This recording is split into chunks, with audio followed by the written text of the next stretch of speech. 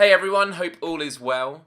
I wasn't sure if I was going to be able to film here this week because I've been doing some major decorating. The floors have been completely redone. Fortunately, it was all okay, and my feet feel really nice right now, bouncing on the carpet. I've spoken quite a lot in the past about well-being and recovery because of the huge journey I've been on, but I've always talked about it from quite a conceptual point of view. What have I learned? What is my advice to people out there who are going through adversity themselves? I've had some comments and emails from you guys saying that you just want an actual update. And the thing with video blogging is it's important to give some context. And so I've thought today I would just explain about the puzzle that has been my life. So first things first, my health and well-being. The biggest problem with my head injury was for the first year and a bit, there was no sign of what the damage actually was. I had a CT scan, it all came out clear, there was no fracture, there was no physical damage, but clearly there was something wrong. Even to this day, I'm still a bit numb on the left side of my face. I occasionally get headaches. Several months ago, the physical problems were finally identified, which I was so relieved to hear. I went through something called vestibular balance testing, in which I sat in a chair, they put this headset on, which I could look through, and there were mirrors and cameras underneath, so they could actually track my eye movement. And as I looked to the left, I could see some big TV monitors with my eyeballs on them. It kind of felt like Clockwork Orange or something. But then it got weirder. They reclined my chair, like a dentist one, and they closed the front of the headset, so I was completely blinded. They then decided to blow hot air in my right ear. It didn't hurt, it was just quite uncomfortable. They turned on a red light in the helmet so I could see it, and I had to keep focusing on it. And the dot kept moving, and I realised very quickly that I was dizzy, and my eye kept trying to track it. They then took the front of the headset off so I could see out, and I had to wait a good 5 minutes for the dizziness to stop. It was intense. They then did this with my left ear, on the side of my head where the impact had happened. But when the red dot was shown, it stayed still. They discovered that I had damage to my left middle ear because the air that they were blowing in, the temperature should have agitated the liquid, which then affects your balance, and it was doing it a lot for my right ear, but not for my left. So I've now got 12 months of vestibular balance and rehabilitation therapy, which should be interesting. Another part of living I had to rebuild was my social life, because in the early stages of my recovery, I was at home all the time, not doing much at all. I've now been going out a lot more. I am a social person, never mind being a human being. A social biological machine that needs communication, needs closeness with others. And actually going through cognitive behavioural therapy, it made me realise how distant I had become with other people over the course of 2 years. It was such a slow decline that I didn't really notice it until it was really bad. Another puzzle piece of my life that has been slotted back in is hobbies. For those of you that don't know, I'm a vocalist for a band called Schemata Theory, and last Sunday we had a hometown show. The audience was incredible. We came on to a audio clip from the Shrek movie, and then we played All Star by Smash Mouth, and it went down really well. And a good friend of ours, Chris, was doing the sound that day, and it's never sounded bigger. It was epic. A song it really did justice for was our single Horror Show that came out earlier this year. We have a music video online that you should check out, but if it's not your cup of tea, that is such a British saying, I did a spoken word version of the song as well. My band is a really important part of my life because I think music is the spirit of the soul. I've always been a lyricist and a poet throughout my life, and the music that we create as a band is a lovely canvas to then imprint these words of meaning on. And also I have the privilege of playing in a band with very good friends of mine.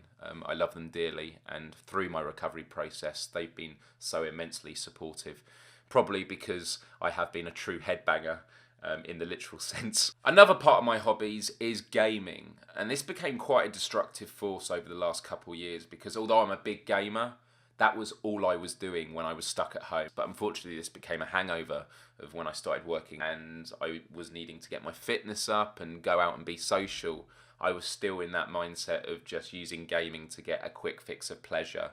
But as we all know, a lot of games these days can be a real drain on time. But I think I've got a really good balance now. I sometimes stream now. I'm going to try and make it a weekly thing on twitch.tv/Myles Dyer. And in terms of what games I've been playing lately, No Man's Sky, and Uncharted 4, which in my mind is a masterpiece. Moving on, Activism. I'm now being asked to give talks again, which is a real honour.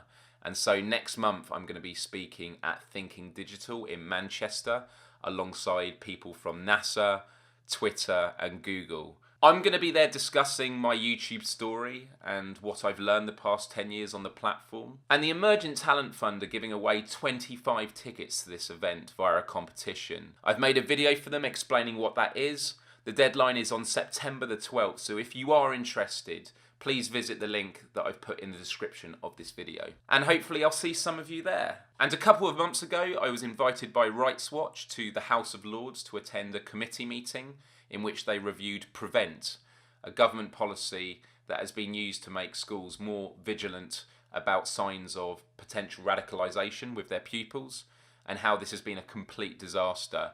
I'm going to be covering this in a future video because it is a fascinating subject, and obviously civil liberties are something quite close to me. But I mention these things because getting invited to such events again has really lifted my spirits and makes me feel that I'm back in the game with not just being an activist who makes videos, which is important. I believe this is an important education platform, but it means I can also get out there on the ground to enact my activism as well. And I got informed yesterday that I'm in PR Weekly's 50 Hot New Influencers. Whether I'm new, that's debatable, but I'm incredibly grateful. So I'm relevant again. Yay! And the last puzzle piece I'm going to talk about is work. And notice I didn't say final puzzle piece because technically the human puzzle is never completed. It's an ongoing process. I am now self-employed, something I've never done in my life before. It's quite a scary process because currently I am not at a self-sustaining level, but I've gone at it wholeheartedly. I worked on a government scheme in which I put together a business plan, a 3-year cash flow spreadsheet, and I've set up Patreon. And although I've mentioned it at the end of most of my videos, I am going to be doing another video about it in the not too distant future, explaining what my strategy is and why I need the help of all of you out there. But all I'll say now is things are going really, really well. I knew that coming back to YouTube and starting on Facebook was going to be difficult because I have 10 years of audience and some of them will go away as I start making new content, but I'll build new audiences as well. And if you actually look at my channel since May, I've been having a net loss of subscribers every month, but that net loss is decreasing. And so by halfway through November, I should start having net gains. Over the last few years, every time I made a video, I would lose subscribers and it would prevent me from having the confidence to keep going. Whereas this time I said, you know what? I'm going to make weekly videos. I've got an idea of what I want to do. I want to become an educator online about world events, well-being, futurism, value systems. And I'm so grateful for those of you that have stuck around and all the newcomers that have decided to join the ride with me. It's going to be a very exciting 3 years. I have a very ambitious plan. But my priority right now is to become self-sustaining by the end of this year as a self-employed individual. It's going to be difficult, kind of scary, but it is achievable through freelance work as a consultant of video strategy for various organisations, but mainly through Patreon, which is where you guys come in. Because I love being an educator. This is my passion. I think so much can be done with this channel if we grow it and we then build it into a platform for multiple channels and shows. But I want to do that without being beholden to any corporation or large organisation, and that's why grassroots funding is so important. I'm definitely going to be talking about this more in future, but for now, I have Patreon set up. You can support me for as little as $1 a month, and honestly, if you did that, that would be amazing. My target for this month in September is to get another 40 people to sign up. So that could be $40. So if you haven't already, please do check out my Patreon page. I've got a long list of rewards. We have weekly live shows. I send out monthly newsletters. I write blog posts after every video I post online. I send out personal postcards. I give out shout outs.